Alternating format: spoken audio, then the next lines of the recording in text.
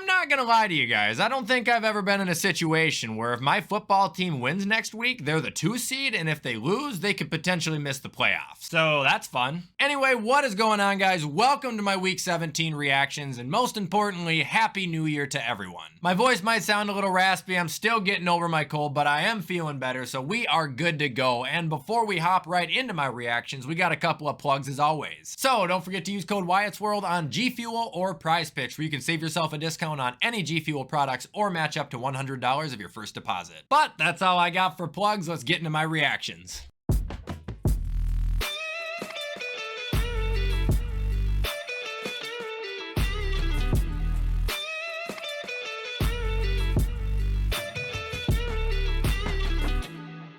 Alright guys, so kicking off week 17, we did in fact have Joe Flacco beating down the Jets and making them wish that they would have extended him to a $4 billion deal. Flacco threw for 309, 3 touchdowns, and obviously his game-winning interception. As far as rushing goes, Jerome Ford was pretty good on the ground. He did catch 2 touchdowns as well, but on the ground he was more productive than Kareem Hunt, who stole the rushing touchdown. And then receiving was led by David Njoku, who had 6 catches for 134 yards, and Elijah Moore, who also had a touchdown in 61. Also, welcome back Myles Garrett to the sack train. Peeking at New York side of things, Simeon appears to be playing consistent ball even though it's not the best. Breece Hall is carrying the offense both on the ground and through the air. And I again can't help but notice that Delvin Cook did not even get a carry. Is he even playing anymore? Great pickup, New York.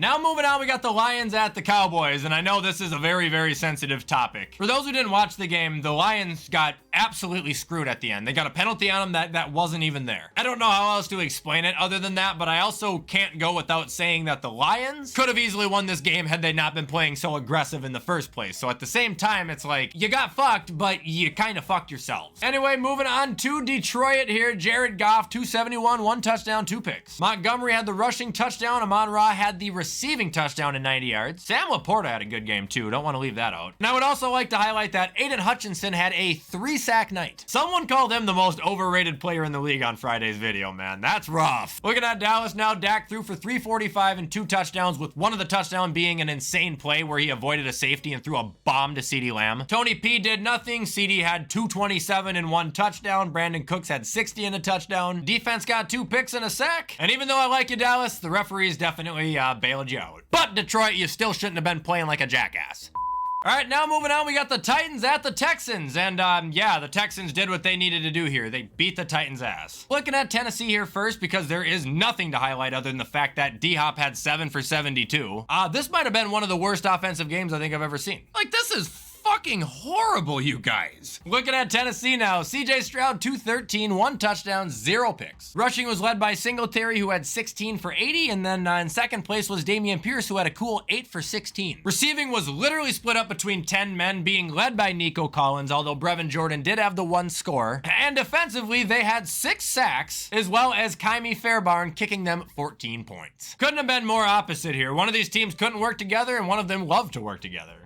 And now we got the Falcons at the Bears, and I told you this would low-key bang. It would be entertaining at least. I mean, for the Falcons, probably not so much, but for Chicago, definitely. Looking at Atlanta here, Taylor Heineke and Desmond Ridder combined for 1 touchdown and 4 picks. Rushing was led by Brian Robinson. Receiving was led by Tyler Algier, who had 1 catch for 75 yards and a touchdown. And defensively, there's a handful of sacks, but it appears that they could have used takeaways rather than sacks because they weren't able to do shit with these. Speaking at Chicago now, Justin Fields had 268 through the air and a score, and 45 on the ground and a score. 2 other running backs also had touchdowns in Rashawn Johnson and Khalil Herbert, who had 124 yards on top of that. As far as receiving goes, DJ Moore went off, 9 for 159 and a touchdown. Tyreek Stevenson had 2 interceptions on the defense. Kyler Gordon and TJ Edwards had the others. And they also had 2 sacks on top of it. Like, what an ass kicking, dude.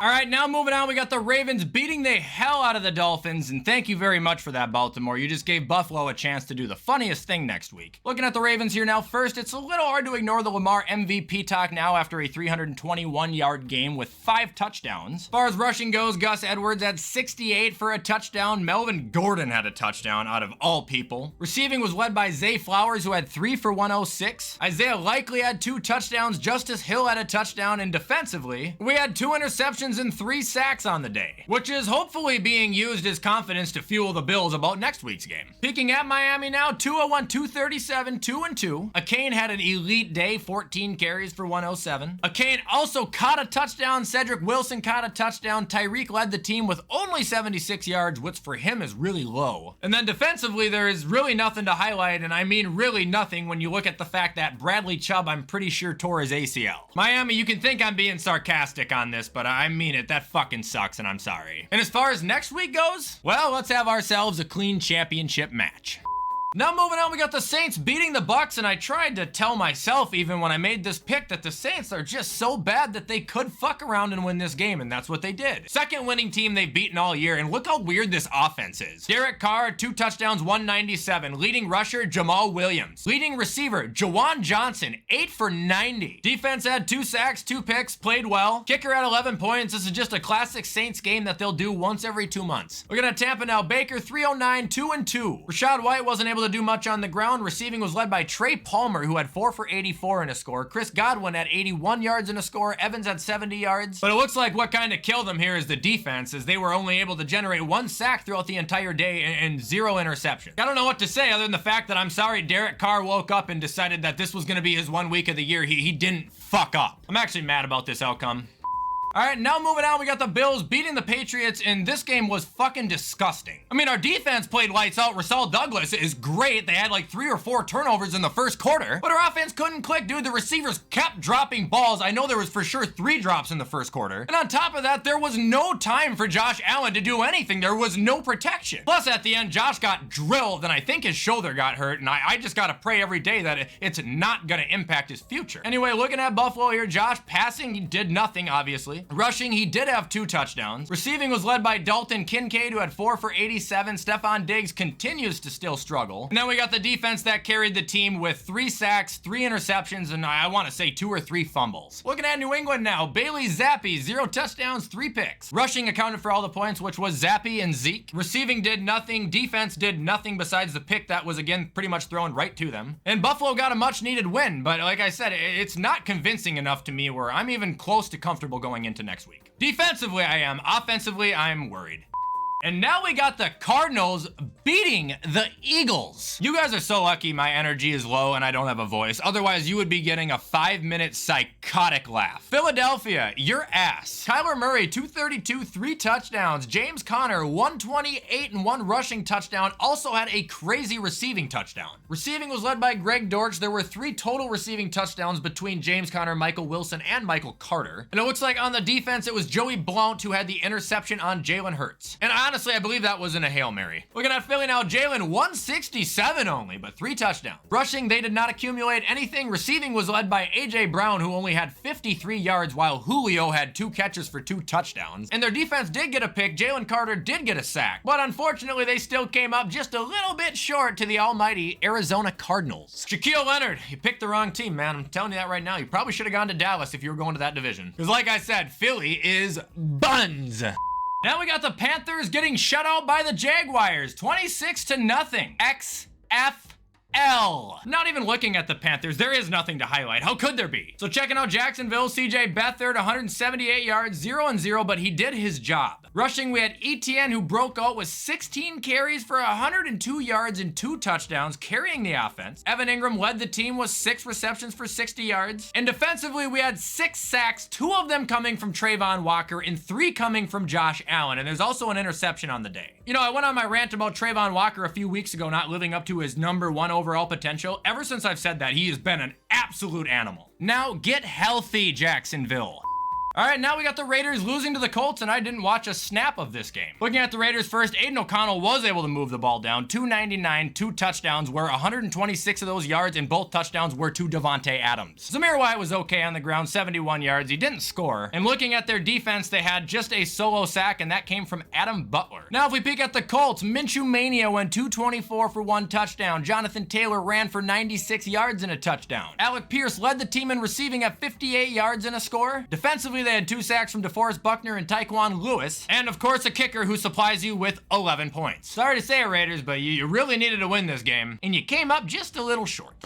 And that'll bring us to the Rams at the Giants. The Rams won, but not nearly by as much as I thought they would. Looking at the Giants, first here, Tyrod balled out 319, 1 touchdown, 1 pick, but also missed a blatant throw at the end of the game, which could have either tied it or won it for him. Rushing was weird on the day. Wan'Dale Robinson had the only rushing touchdown. And receiving was led by Darius Slayton, who had 4 catches for 106 yards and a score. Also, look at the defense here. 1 sack, 2 sack, 3 sack. 4 total sacks on the defense, and then 2 picks from Dane Belton. Holy shit, they came to play. Looking at the Rams now, Stafford 317, 1 touchdown, 2 picks. Kyron Williams, he didn't have 100 yards, but he did have 3 touchdowns. Receiving was led by Puka Nacua, then DeMarcus Robinson, who had 92. Cooper Kupp had the reception touchdown, and then look at the Rams defense here. We got 1 pick and 6 sacks from them. Like, holy shit. I wish I would have gotten to watch more of this because it sounded like an absolute brawl. Now we're on to the 49ers manhandling the Commanders. Not sure what happened here. Jacoby was supposed to play, and then he didn't play, and Sam Howell stunk. To see the Commanders first here, Howell went 169, 1 touchdown, 2 picks. Brian Robinson Jr. did lead the rushing in this game. Terry went 4 for 61 and a touchdown. And defensively, other than a bunch of tackles, they didn't do jack shit. To peek at San Francisco now, Purdy is apparently back to being Purdy. He has games like that. It's weird where he'll just drop off the face of the fucking earth and then bounce back. Maybe it's just good teams. I'm kidding with you. Anyway, Elijah Mitchell led rushing 80 yards, 1 touchdown. CMC only had 64 rushing yards. I hope he's not hurt. And then receiving was led by Brandon Ayuk, who had 7 for 114 and a touchdown, but we can also not ignore that Debo scored a touchdown as well. Ooh, look at the defense. Cleveland Farrell got a sack. Was this guy's name Dumbledore? Whoever he is, him and Shavarius Ward got picks too. Nice game, San Fran.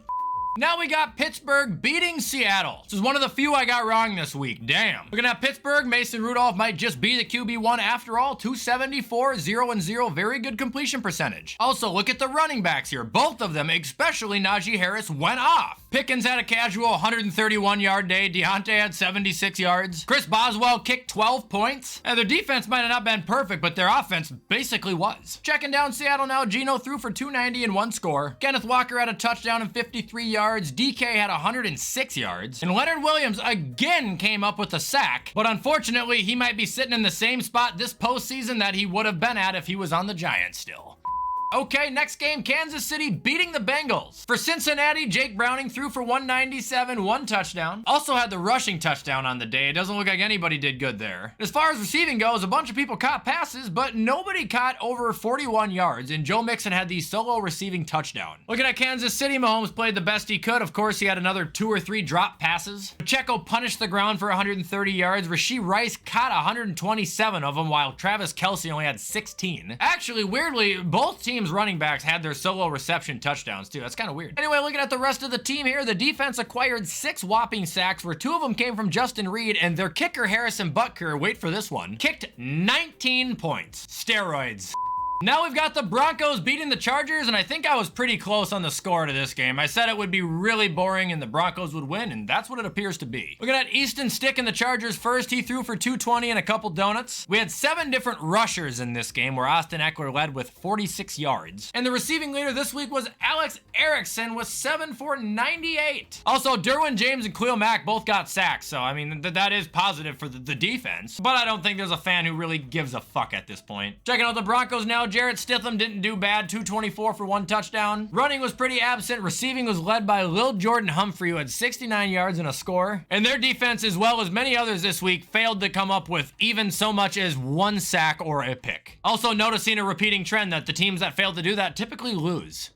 And lastly, we've got the Packers beating the Vikings in a game that I didn't watch more than 5 minutes of. I saw Munt fuck up the catch that turned into a pick, and then I saw Jordan Love hit Jaden Reed for the bomb, and I put on Star Wars immediately. Looks like Love had a great day, 256, 3 touchdowns, Aaron Jones, 120 rushing yards, Bo Melton, 105 receiving yards, Jaden Reed, 2 touchdowns. Defense had a pick, they had multiple sacks. I mean, this team came to play, man. They started the year by kicking the Vikings' ass, and they ended the year by kicking the Vikings' ass. Look at that Minnesota. There's not a lot to highlight here. Jaren Hall stunk. Nick Mullins sucks. Run game was absent. Receiving did nothing. And like I literally just said on the last pick, another team here who fails to come up with even a single sack or an interception once again gets their fucking shit kicked in. It's really hard to win games if you don't have disruption. So good game, Green Bay, and good for Jordan Love. I've weirdly been a supporter of his, so this looks good for me. And that is going to be all, ladies and gentlemen, for my Week 17 NFL reactions. I hope you guys continue to enjoy my content, and if you do, you already know what to do to show support. I appreciate any and all help. However, with everything I just said, I'm going to get this edited so you guys can watch it on time. I hope everybody has an amazing 2024, and as always, I will see you in the next video.